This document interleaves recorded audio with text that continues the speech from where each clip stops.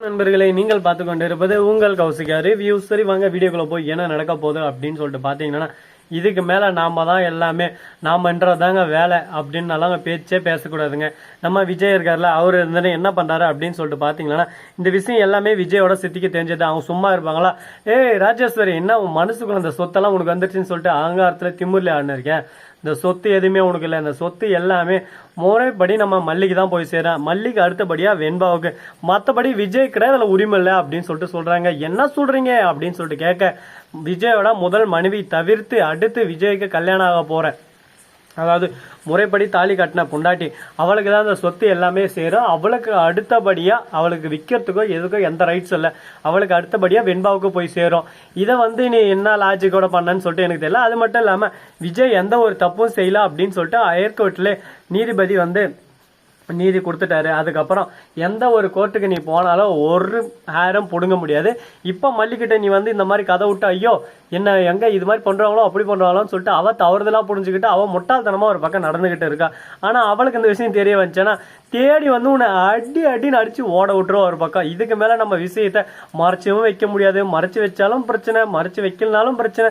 குருநாதா என்னடா நடக்குதுங்க அப்படின்ற மாதிரிதான் ஒரு பக்கம் போயிட்டு இருக்கு.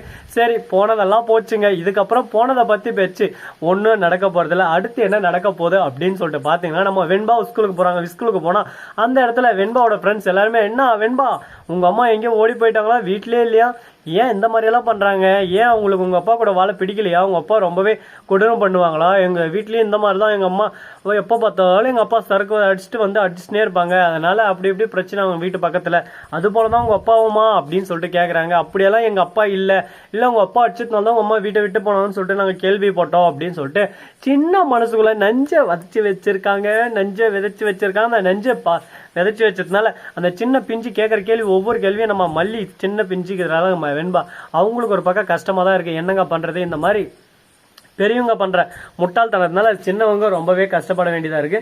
இந்த கஷ்டம் நீடிக்குமா, நீடிக்காதா, இதுக்கப்புறம் பிரச்சனை இருக்காதா அப்படின்னு சொல்லிட்டு பாத்தீங்கன்னா, பிரச்சனைன்றது எப்பவுமே முடியும்னு சொல்லிட்டு சொல்ல முடியாதுங்க. எல்லாமே ஒரு பக்கம் நிரந்தரம் தான். அதெல்லாம் நாம எப்படி டிராவல் பண்றோம், நாம எப்படி அதை கடந்து போறோம், அதை பொறுத்துதான் நம்ம வாழ்க்கை முறை எல்லாமே மாறும். அதனால இதுக்கு மேல எந்த ஒரு பிரச்சனையும் வரக்கூடாது, இப்படியேதான் இருக்கணும் அப்படின்னு சொல்லிட்டு நாம நினைச்சுன்னு ஒரு பக்கம் நல்லா ஸ்மூத்தா ஹேண்டில் பண்ணோம்னா நம்ம வாழ்க்கை ஜம்முன்னு கும்முன்னு போகும். இல்ல நான் இப்படிதான் இருப்பேன், இப்படிதான் நடப்பேன் அப்படின்னு சொல்லிட்டு ஆடிக்கோ, அதுக்கு வேலை உன் இஷ்டம் அப்படின்ற மாதிரிதான் ஒரு பக்கம் போயின்னு இருக்கு. நம்ம வெண்பா இருக்காங்கல்ல, அவங்கள நம்ம மல்லி பார்க்க வராங்க. மல்லி வந்ததுமே வெண்பா மூஞ்ச திருப்பிட்டு போறாங்க. நீங்க எனக்கு அம்மாவே இல்லை, இனிமே என்னை பார்க்க வந்துடாதீங்கன்னு சொல்லிட்டு.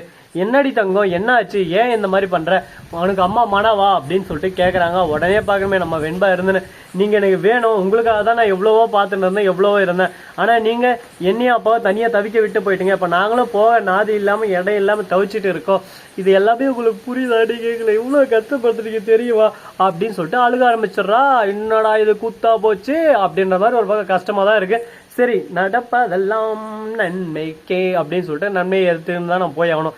ஏன்னா ஐயோ இப்படி நடந்துச்சு, இதுக்கு மேல எதுவும் நடக்காதா, இதுக்கு மேல பிரச்சனையே வராதா அப்படின்னு சொல்லிட்டு பாத்தீங்கன்னா பிரச்சனை வரும். அந்த பிரச்சனை எப்படி தவிடு பொடி ஆக்க போறோம், எப்படி அதை ஹேண்டில் பண்ணி அப்படியே அப்படியே தள்ளி விட்டு போக போறோம் அப்படின்றத பொறுத்து தான் எல்லாமே ஒரு பக்கம் இதாகும்.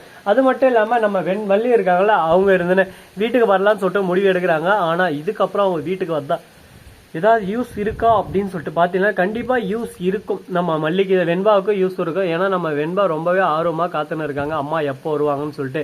மல்லியோட வருகைக்கு தான் காத்துன்னு இருக்காங்க. மல்லி திரும்ப வருவாங்களா, திரும்ப இந்த வீடு சொர்க்க வாசலா மாறுமா, மாறாதா, என்ன நடக்கும், ஏது நடக்கும் அப்படின்னு சொல்லிட்டு நிறைய கேள்விகள் ஒரு பக்கம் டிங் டிங் டிங் டிங் டிங் டிராவல் ஆயிட்டு போயின்னு இருக்கு.